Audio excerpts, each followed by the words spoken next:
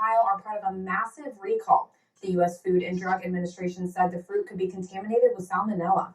The FDA said the cantaloupe was sold under the brand name Candy between August 13th and 17th. And there's also a concern about salmonella in certain eggs. The CDC recalled eggs from Milo's poultry farms in Wisconsin. At least 65 people in 9 states have gotten sick from the eggs. 24 of them ended up in the hospital. Symptoms of salmonella include a fever and nausea. There are new questions about what would be the largest grocery store merger in U.S. history. We're talking about Kroger and Albertsons. Their CEOs testified at a hearing defending the $25 billion merger. Federal regulators are trying to block the deal, saying it could hurt shoppers by raising prices. Kroger and Albertsons argue combining would allow them to better compete with Walmart and Amazon. So if they're somehow able to combine their stores, some of those cost savings through lower wholesale prices could be passed on to consumers. The two chains combined operate about 5,000 stores. Building a home in less than a week for a fraction of the cost. That's the idea behind Ohio's first 3D printed home in Wapakoneta. The 1,500 square foot home has 3 bedrooms and 2 bathrooms. Sustainable Concrete Innovations created this home, calling it a game changer, as Ohio needs more than 270,000 new houses to meet current demand. What we found is that it absolutely is a game changer. And now instead of a crew of 4 to 6 guys to build a house, 2 guys are printing a home.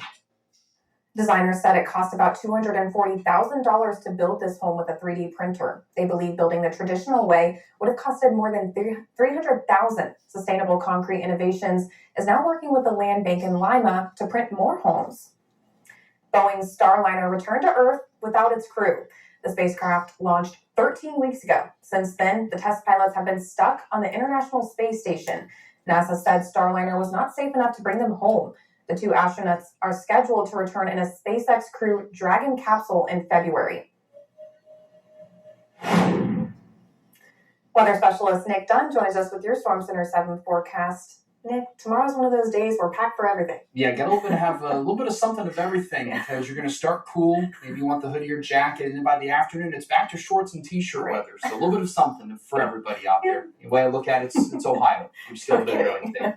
Let's take a look at tomorrow's forecast hour by hour. You notice we start out in those middle and upper 40s with clear skies. And that sunshine really warms us up into the upper 70s by the end of the day. So you notice that's about a 30-degree change during the afternoon. And our air mass is so dry that's why the reason why we're going to be warming up so quickly. When the air is dry, we can warm that sunshine up and then allows the ground to really allow that daytime heating to rise up and allows those temperatures to climb pretty quickly for us throughout the day tomorrow. So we'll get out there and enjoy that as much as we can. Late this evening, it is clear at 55 degrees. The dew point there in the lower 40s, that's a sign right there when the air temperature and the dew point are that far apart that the air mass is already pretty dry out there. That's also going to allow for us to turn pretty chilly once again tonight. Here's a look at live Doppler 7 radar. And you notice Urbana, you're already down to 45 degrees. Bellefontaine, you're down to 48. And Wilmington, you're at 49. But Springboro, you're still sitting at 57 degrees. And I expect everybody tomorrow to start in the 40s. I don't think we'll see as many 30s tomorrow as we did this morning. I've still got my eyes on potential tropical cyclone number 6 here. This, I'd say, within the next 12 to 24 hours will probably become Tropical Storm Francine.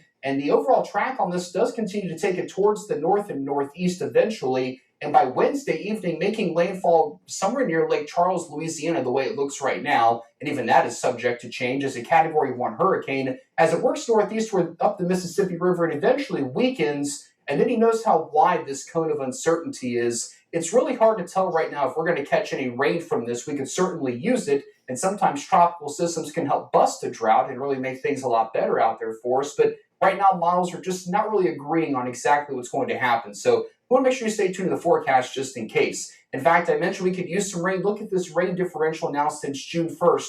We're over 3 inches below normal in Dayton, and those of us just to the east are even faring worse than that. So we'll take any rain that we can get, but we just don't have a lot to share around right now in the forecast. Tomorrow morning, after that cool start with temperatures in the 40s, you notice we're into the upper 70s during the afternoon. Hardly a cloud in the sky, but you'll notice some high-altitude wildfire smoke once again for the day tomorrow. Into Tuesday, after another cool start, the sunshine warming us back up into the lower and middle 80s and just no sign of rain for us across the Miami Valley.